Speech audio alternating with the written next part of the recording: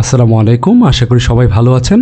আজকে যে সিনেমাটা নিয়ে কথা বলব, এই সিনেমার ডিরেক্টর অনন্য মামুন তিনি দাবি করছেন যে তার সিনেমাটা মুক্তির পর প্রত্যেকটা মেয়ে নাকি বলবে যে তার স্বামী অবশ্যই দুলমিয়ার মতো হতে হবে। আচ্ছা ভাই, তাহলে তো এই ডিরেক্টর আমাদের ছেলেদেরকে একটা বিপদেই ফেলে দিচ্ছে, কারণ কোনো একটা সিনেমা বা কাল্পনিক দৃশ্য বাস্তবের সাথে কখনোই মেলানো যায় না। যে দুলমিয়া তার স্ত্রীর জন্য কি কি করতে পারে, কত মার্ডার করতে পারে, মানে তার স্ত্রীর মুখের হাসির জন্য সে সব কিছু করতে পারে, গল্পটা এটাই নির্দেশ করছে। এই সিনেমার ডিরেক্টর অনন্য মামুন তিনি অলরেডি ঘোষণা দিয়েছেন যে আগামী 15ই নভেম্বর দুলমিয়া জনসম্মুখে আসতে যাচ্ছে। অনন্য মামুনের সিনেমা মানেই বিতর্ক, আর শাকিব খানের সিনেমা মানেই আলোচনা, তুমুল ঝড় এবং প্রত্যেকটি সিনেমাপ্রেমীর মনে বাড়তি একটা উচ্ছ্বাস যোগ করে। তো এইবার এই দুইটাই, মানে শাকিব খানকে যদি আমি পজিটিভ বলি আর অনন্য মামুনকে যদি নেগেটিভ বলি, তাহলে এইবার নেগেটিভ আর পজিটিভ এক হচ্ছে। তাহলে কি যে ধামাকাটা হবে অলরেডি তো আপনারা বুঝতেই পারছেন। সে অনেক দিন আগেই এই সিনেমাটির কাজ শুরু করেছিল, এর মধ্যে বহুত জল্পনা কল্পনার পরে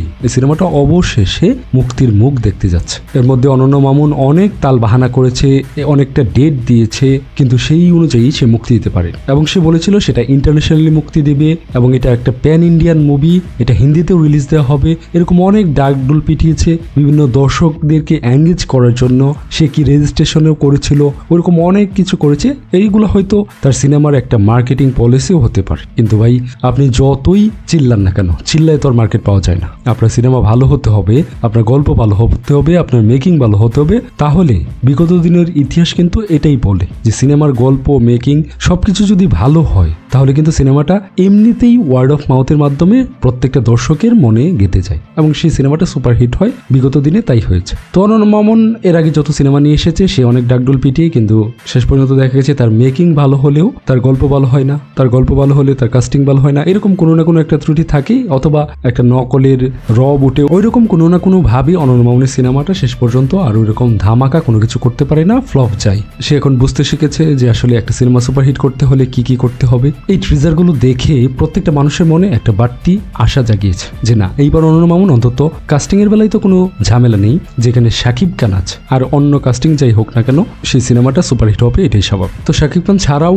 ইন্ডিয়া থেকে সোনাল চৌহান এবং কলকাতা থেকে, বাংলাদেশ থেকে এইভাবে মিলিয়ে মানে টোটালি একটা যৌথ বলতে পারেন যে কাস্টিং এর মাধ্যমে এখন যদি সেই গল্পটা সিনেমার মধ্যে সঠিকভাবে দাঁড় করতে পারে তাহলেই হয়। এই তো ছিল ডিরেক্টরের হিস্টোরি। আচ্ছা, এইবার আসবো আমি সিনেমাটার ট্রিজার রিভিউ নিয়ে। এখন পর্যন্ত ডিরেক্টর যেই দুইটা ট্রিজার দিয়েছে, এই দুইটা ট্রিজারের মধ্যে শাকিব খানকে যেইভাবে দেখা গেছে একটা সাইকোপ্যাথি ভাবে। শাকিব খানের অভিনয় নিয়ে তো আর নতুন করে বলার কিছু নেই। সে এর আগে অনেকে অভিনয়ে অপরিপক্কতা ছিল, এটা নিয়ে অনেকে অনেক কথা বলেছে। শাকিব খান যখন স্ক্রিনে কান্না করে তখন মানুষ নাকি হাসে, ওইরকম অনেক কথাই বলেছে।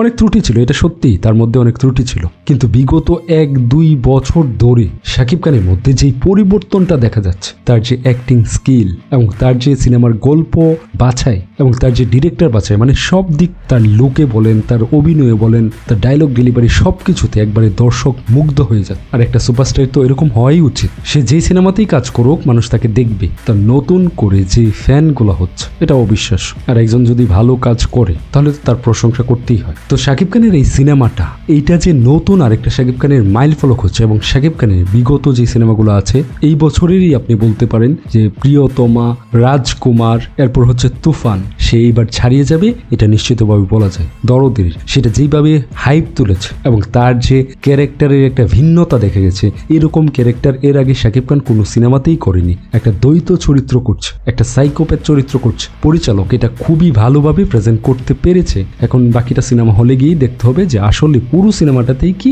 এটা ক্যারি করতে পেরেছে কিনা। আচ্ছা, এখন আসি এই সিনেমাটার গল্প। অলরেডি তো আমি পিছনে কয়েকবার বলেছি যে এটা একটা সাইকোপ্যাথ। এই সিনেমাটা মূল স্টোরিটাই হবে একজন হাজবেন্ডের তার বউয়ের প্রতি যে ভালোবাসাটা, একজন স্বামী তার স্ত্রীর জন্য পৃথিবীর যে কোনো কিছুই করতে পারে, তার খুশির জন্য সবকিছু করতে পারে, ওই রকম একটা গল্প নিয়ে, ওইরকম একটা সাইকোপ্যাথ, ওইরকম একটা পাগলামির গল্প নিয়ে। এবং সেটা কি, এই পাগলামিটা এক সময়ে এমন জায়গায় গিয়ে দাঁড়ায় যেটা একটা মানে দুর্দর্শ রূপ নেই। আচ্ছা, এবার আসি নায়িকাকে নিয়ে। ডিরেক্টর বাংলাদেশে অনেক নায়িকা থাকতে ডিরেক্টর নায়িকা নিয়েছে ইন্ডিয়া থেকে, মানে সোনাল চৌহান। ইন্ডিয়াতে তার একটা জনপ্রিয়তা আছে, কিন্তু তার ভাষাগত কিন্তু একটা সমস্যা থাকতেই পারে সিনেমাতে। কিন্তু এখানেও ভাববার বিষয়, ডিরেক্টর যেহেতু এই নায়িকাকে সিলেক্ট করেছেন, তাহলে এর মধ্যেও হয়তো বা কোনো কারণ আছে। কারণ এর আগে আমরা প্রিয়তমাতে দেখেছি। তো আমরাও আশা করব যে আমরা হলে গিয়ে হতাশ হব না। প্রিয়তমার মতো যেরকম ইদিকা পালকে দেখে আমরা হতাশ হয়নি, আমাদের মনে হয়েছে না এটাই ঠিক ছিল, দরদের ক্ষেত্রেও আমরা হয়তো আশা করব যে এটাই হবে। এবার যদি আসি অন্যান্য চরিত্রের